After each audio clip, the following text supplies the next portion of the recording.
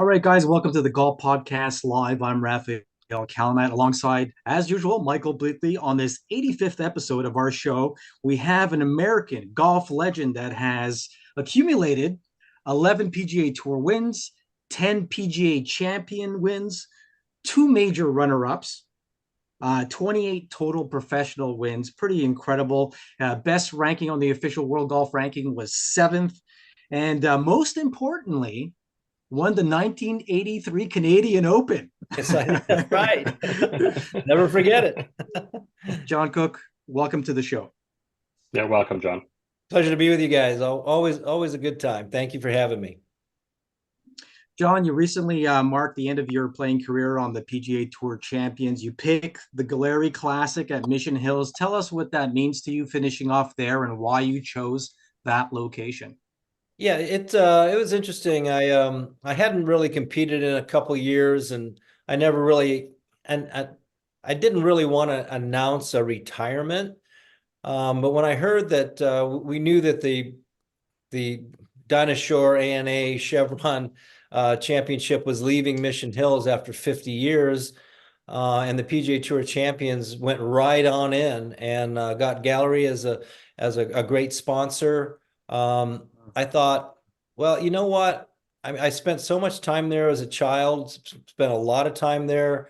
When my wife and I got married in 1979, in 1981, we bought a place there.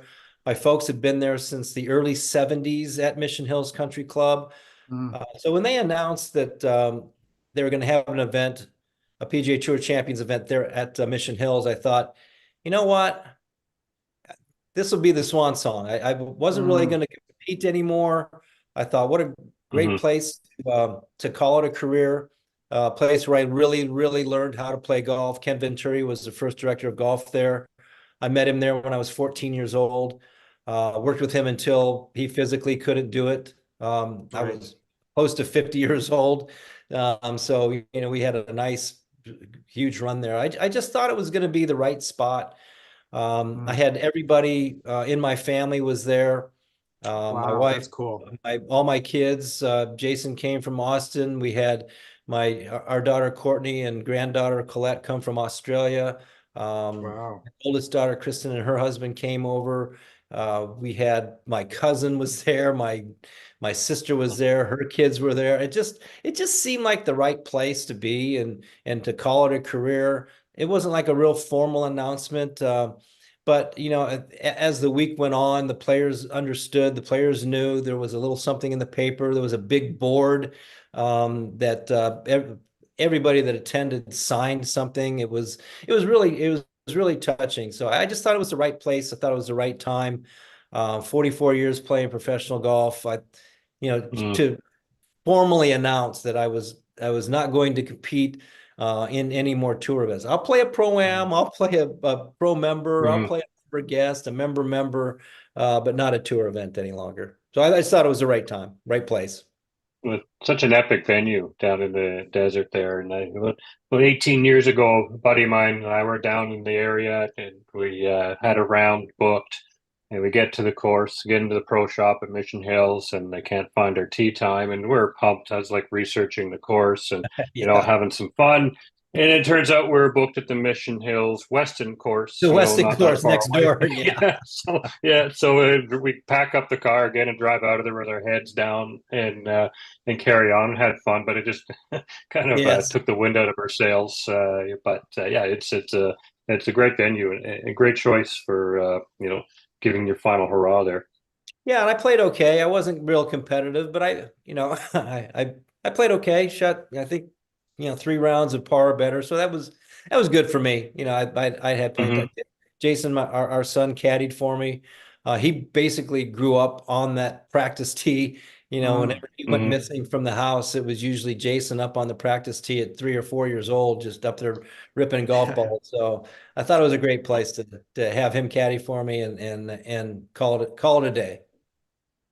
I'll tell you, John, you brought up someone really interesting in the golf business, Mr. Ken Venturi. It's fascinating, unique relationship you had with him. Maybe you could tell our viewers and listeners a little bit about that relationship, how it started, and what that meant to you. Yeah, It started, Kenny was a big auto racing fan, and my father at the time was the head of tire development at Firestone Tire and Rubber Company for the racing division. And he had also been around Firestone Country Club and been part of the some of the golf tournaments there way back when in the 60s, mid 60s. And so he and Kenny had struck up a little bit of a friendship. So whenever my dad always asked Kenny, hey, why don't you bring your car? Kenny had one of the first Shelby Cobras, the AC Cobras. Nice. So yeah, it was, if that car was around today, it would be in the millions of dollars. Here, Barrett Jackson is down Yes, the street right now. That car would be going for over $1 million. I think he bought it for like absolutely. 500 or something. Anyway, so they were up doing some tire testing up at Laguna Seca, up in Northern California, up there around Pebble Beach. And he asked Kenny hey, why don't you bring your car up and we'll throw some racing tires on there so you don't chuck your tires up and, run it around Laguna Seca for, a few laps. And it was like the greatest day of Kenny's life. He had Wow. previously won the US Open, but this was like in 1970, 71. And Kenny had just started the project there at Mission Hills Country Club with some other investors, and he was a big part of that. And my dad, wanted to join that club while we were in Southern California, so he bought a condominium. We had a little, kind of a place out there, and of course, my dad not being short on words, and Kenny would say, "Hey, anything I could ever do for you, Jim, you just let me know." And my dad, without missing a beat, says, "Yeah, I got a kid that's 14 years old. He's a pretty good player. I'd love to have you take a look at him." And I could just see Kenny's eyes was rolling. Oh my God, what did I get myself into? But sure enough, we met there at Mission Hills Country Club on the putting green in I guess it would be 1972. Early in the year, maybe March or April or so. Of course, I went up there. I had my bag I was carrying backwards. I had a visor on. I had long blonde hair, little surf shorts, OP shorts on, and I was just this 14-year-old little golfer, surfer, football player guy, one of those kids. And met him on the putting green. He was super nice, came over, he kind of looked me up and down. I knew right away I either need to tuck my shirt in or put a pair of pants on. So I tucked my shirt in, number one. And he said, hey, I'll meet you. Give me 30 minutes. I got a couple things to do in the office. And why don't you go down and walk around the practice tee? Because at that time, it was only the one course. So there was just the practice area was just surrounded by sand. And golf balls were all over the place. So he told me to go around the practice area and just pitch the golf balls back into the practice area. So I went ahead and did that. And I found out, many years later, he told me that he didn't go to his office. He got in his golf cart and went behind the range shed and watched me do this for a particular reason. He said, I want to make sure that you were going to pay attention to me and, believed me and just paid attention to what I would ask you to do. And I did it. And he told me that years later. And one thing I never questioned anything he told me. I figured that he's learned from Byron Nelson and Ben Hogan. Who my 14-year-old kid going to question Ken Venturi, Hall of Famer, So that's how our relationship started. And it just was built on that.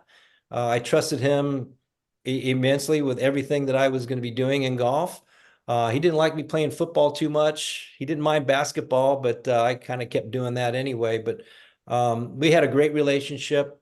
As my body was growing, we kind of kept adjusting to how I was playing golf at the time. A few months later, I won the 14 and unders at Junior World at Balboa Park. So we kind of parlayed that into something pretty quick, and I got way better pretty quickly and started winning a lot of junior tournaments there in Southern California, and then won Junior World at Torrey Pines, later on, and kind of took it from there. So I just kind of kept progressing, and the one great thing about it was we kept progressing at every level. I didn't stay stagnant at one point. I didn't get like really super good and then stay there. I got good and better and better and better and kept getting better as I went along, as I got older, well into high school, into college. So that was, you know, he was a huge part of my life. We miss the guy every day. I still talk to his sons, Tim and Matt, on an occasional basis. So we all became a kind of a real close-knit little family there. That's really neat. I've heard some stories of Ken and jumping on a plane with Frank Sinatra and going to New Oh, York yeah. and having some wild times and Yep. pretty epic stories. Were you ever lucky to participate in any of their Not in those. supposed debauchery? No, not in those. I was a little young, but Yeah, yeah. we did did get to meet Mr. Sinatra.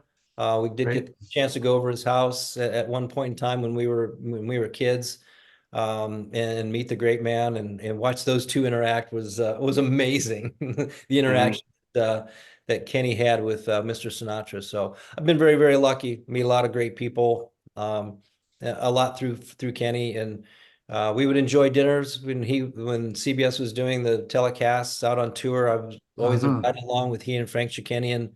Um, and it was quite fun. It just was a great relationship that lasted a long time. Mhm.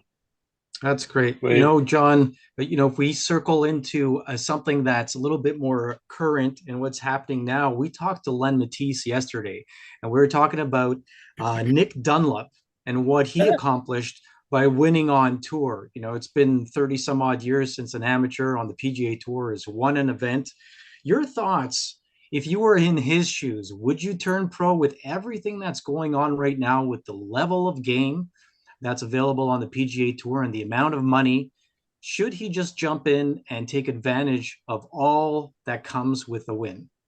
And normally I would say to hold off, but I think in Nick's situation, he was already in the Masters. He was already in the U.S. Open. He was already in the Open Championship from winning the U.S. Amateur last year at Cherry Hills. I followed that match. I Mhm. followed another match of his. Got to know him pretty well. Um, Extremely impressed with his game. He was just, going into Mhm. his sophomore year of college. It wasn't like he Yeah. was a, fifth year senior or something. He was a young man. Very, very impressive. But to win a PGA Tour event and all that comes with that, I mean, he's even if he turns pro, he's still in the Masters. He's still in the U.S. Open. He's still in the Open Championship. Now he's in the Players. Now he's in the PGA. Now he's in all these signature events by being a winner. Um, Normally, like I said, I probably would, maybe discourage him from turning professional. But the way that he did it and what is ahead of him now, I think the timing is right. I think the timing is right for him. He's proven that he can do it. He took his time with that decision. He took the week off and decided to step right into the AT&T Pebble Beach up there. Is a signature event, so he's got one of those Yeah. spots. Why not Yeah, start right there? I don't know. I'm sure that, Liv has come to him and made him a huge offer. I don't know. probably. I've kind of heard Yeah. things, but we won't know until, that time comes. But it sounds like he's going to be up there at that signature event. That means that he will miss, that Liv event. So um, I say the timing is right. Absolutely. He is such an incredible player, and you watched him, and I watched that USAM, and that was something else. But the Mm. PGA Tour event, he hit a couple squirrely shots and rebounded, and Hmm. to close off and that up and down on 18, knowing that Yeah. he only had one shot lead by that point on the tee, he didn't, I believe, but by the time he got to the green, he knew. And to make a 6-footer with all those people around, that just showed he's got nerves of Yeah. steel and Absolutely. tremendous potential. Absolutely. So Yeah. yeah, I expect he'll turn pro too. And I think you make good points there. He's not missing out. It'd be one thing if he turned pro and he missed out on all these wonderful Right. invites. Exactly. Yeah. But Yeah. he doesn't lose out on that. And if No. he does well, he gets the money and the points, and um, he could Yeah. accelerate his career very quickly. Yeah. I agree. Yeah. No doubt But about it. truth being told, golf is very unique in the sense that you just talked about having a career for 44 years. Now, what other sport can you say that? And I don't think with today's athletes and the way golf is going, I don't think golfers are going to have careers that are that long. So taking Yeah. advantage of a situation is incredible. I mentioned the Canadian Open.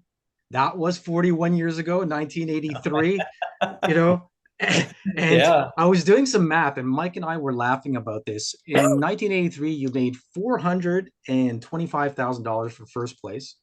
Now, last year, Nick made 1,625,000 for first place, so a substantial difference. But if you prorate it, if you compound the average over 41 years at a 2.2% inflation, don't ask me. I've got too much time on my hands today. You know that would equate to 1.1 million right There now. you go. Right. So, Right. So it's yeah, it's so not that far off. yep, that big whatever check that was, it was, we always go back to being retroactive. Wouldn't it be nice if, third on the money list would, what it is now Right. was back in Hmm. 1992 when I was third on the money list, or yeah, but it's I'm really impressed with these, with these young men, and I absolutely agree that the money that they're making, it's a major sport, and they should be making Hmm. what they can compared to other sports where, Right. I mean, you never even get off the bench and you're making, Right. $15 million a year. So,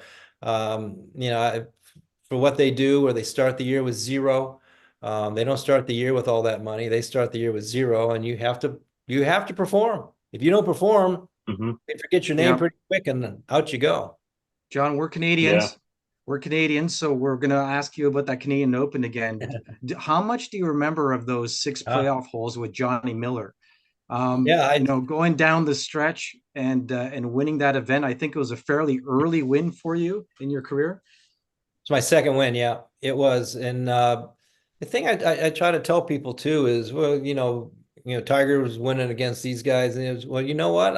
I beat Johnny Miller in a playoff, and a guy named Jack Nicklaus was one shot out of that playoff. So I'm pretty proud of that win, especially how I did it, hitting probably the best shot I've ever hit in my life, even to this day, on the 72nd hole with a 1-iron from 218 yards. I wouldn't have hit that 6-iron. Wow. It was a 1-iron into that, because I knew I had to make a birdie. Miller was in the house already. I think it was 7 under par. It was a par 71 back then. So we played number 16 as a par 4. So it was a par 71. But my caddy at the time, Dennis Turning, Disco, the infamous Disco, challenged me. Yeah. He says, I know that you can make birdie, laying the ball up. I understand that, but you can make a 3. You're hitting it good. Just trust this. This is the right club. Take it a little left of the flag, and you can use that slope back there. And I just hit this pearl of a 1-iron straight up in the air, like I've never hit before, and I could just feel the ball come off the face. And it was just one of those shots that just hit just over, just on the green, rolled just off the back of the green, almost went in the hole, just in the back bunker. But it was just the most simple bunker shot you've ever had. I was thinking about holing it. So, then to go into that playoff and, playing 16 over, 16, 17, 18 twice, I had my Glen chance. Abbey, just so our Yeah. listeners and our viewers know what we're talking about here at Glen Abbey. Yeah. Yeah. So yeah, 16, I had my chance. Johnny Miller made a great 2-putt from the right side of the green. I had about a 12-footer, just missed it. I had about a 12-footer on 17 that I just missed as well. 18, I had a chance, missed it. Round to 16 again, I had a chance, missed that one. And then all of a sudden, Johnny Miller had a chance at 17. I go, here you go. He's Oh going to boy. bury this 12-footer, and he missed his. And then I was not going to let the opportunity go at number 18. So I made about a 6-footer win. So it was a great win for me. It had a great time, a wonderful golf course, a very major championship. Being the Canadian Open, it got me into the World Series of golf. Later that fall, which my father was the tournament director, tournament manager for. So it opened a lot of doors for me. Amazing you can Incredible. recall in such detail, with the probably tens of thousands of rounds you played in your My dad lifetime. could probably tell you the pairings that I had all week as well. Yeah, So yeah, yeah. no, that's awesome. Well, I know you've gone through some recent challenges, so I'm glad, you battled with the melanoma. So Yeah. hopefully everything is on track now and you're Yeah. all right. I've been clear. That's Yeah. fantastic. Good. Years, be 2 years in April. I go back every 3 months. I just had a checkup. She was very, very happy with, where my body is, and no real issues. Nothing else has popped up since. And well, I had That's one little great. thing taken off the top of my eye, um, earlier, last year, but it came out fine. So Yeah, clear bill of good. health so far right now. Fantastic. What do you think is in store for us this year, John? We've got Live starting up in a couple of weeks. John Rahm is Yeah. recently defected, if you will, and Yeah. Rory's seemed to be changing his stance a little bit. And any Yeah. predictions on other players we might see jump over there? I'm not sure about players. You hear names. You hear a bunch of names, and we'll see where this goes. I know I feel like there's going to be a resolution somehow. There's going to be a Mm, compromise. There's Hmm. going to be maybe some tournaments go being taken over. I don't know where it's going to go. They do need to get something done. They need to come to an agreement of some sort. Hmm. You know what? I also try to tell people, and like I said, I've said this to you guys before. I don't blame anybody for going. I don't blame anybody for staying. Everybody's family situation is different. Everybody's personal situation is different. Everybody's career situation is Hmm. different. What's good for somebody may not be good for somebody else. And a lot of the guys that are going now are either European, they're Australian, they're South African. mm, You got to remember too that they grew up wanting to win Ryder Cups and win the Open Championship. Maybe play the PGA Tour, but that wasn't like their goal to play the mm, PGA Tour. They wanted to play, in those major championships. So, for a U.S. player now, it's playing the PGA Tour and it's doing this, and they have to figure out where their career is and where it's going to be going, and what they can do, and if how they can expand their generational family situation. I understand all that. For a Hmm. European tour player or a European player, or a continent type of player, from the rest of the world, I kind of understand where they are coming from.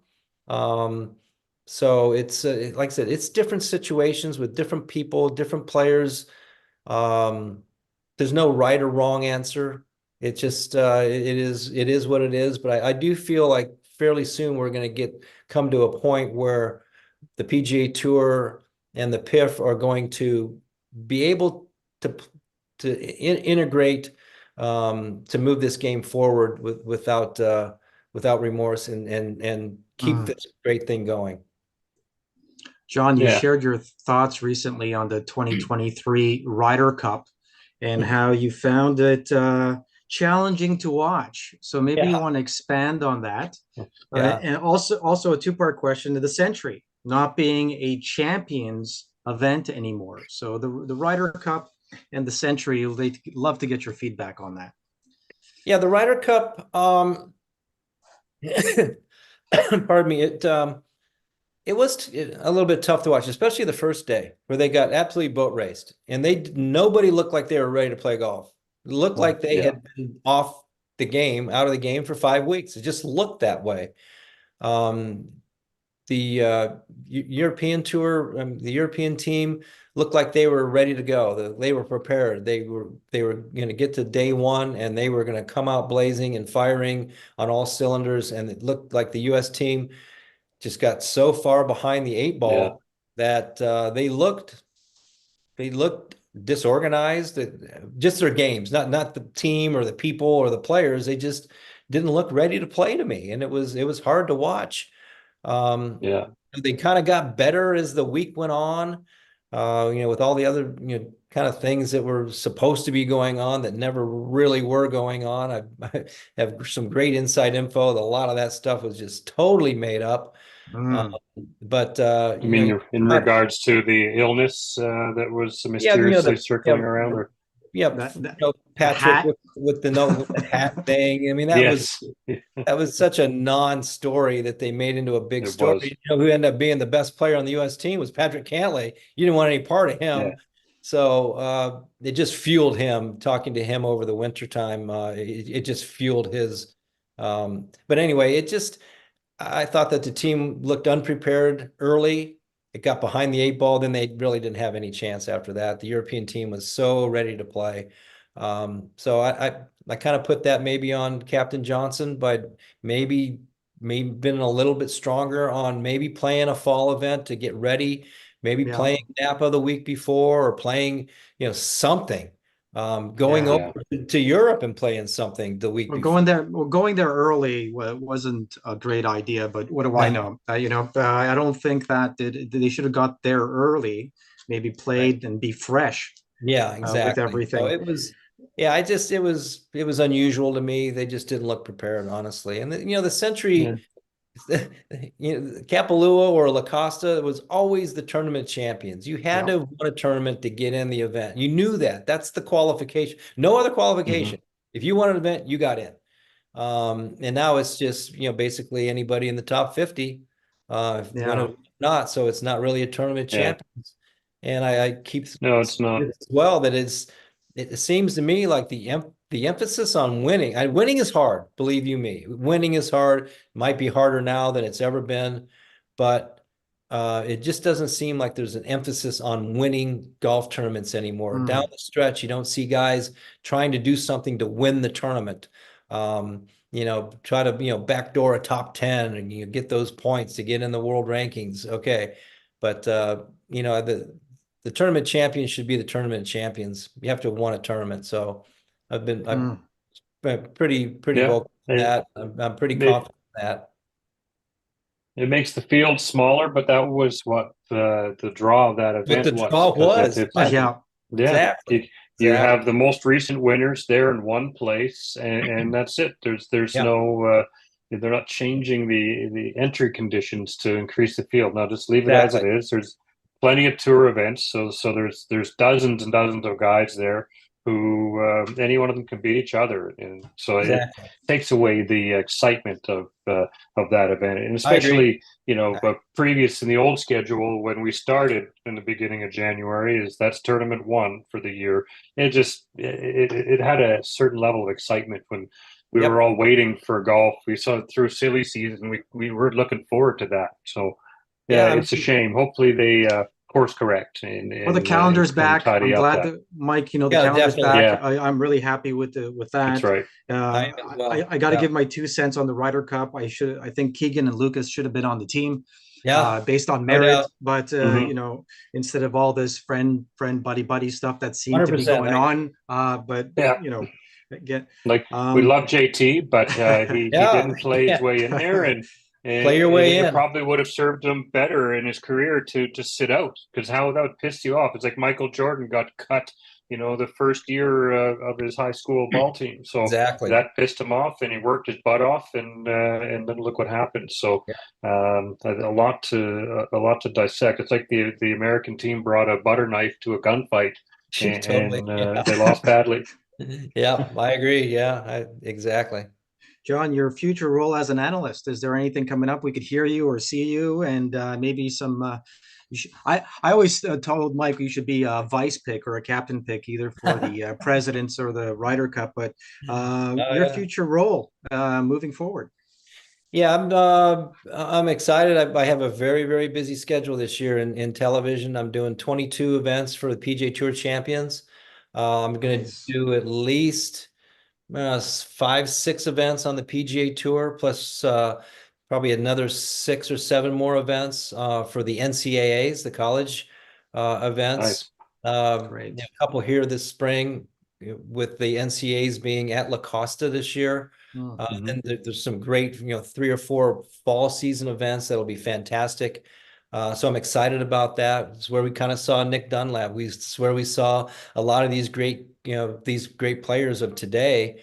We saw them in college. We've been covering college golf on Golf Channel since 2014 at the NCAA. So it's a good solid 10 years of seeing these kids grow up and seeing, why are these kids coming out so ready to play? Well, you know what?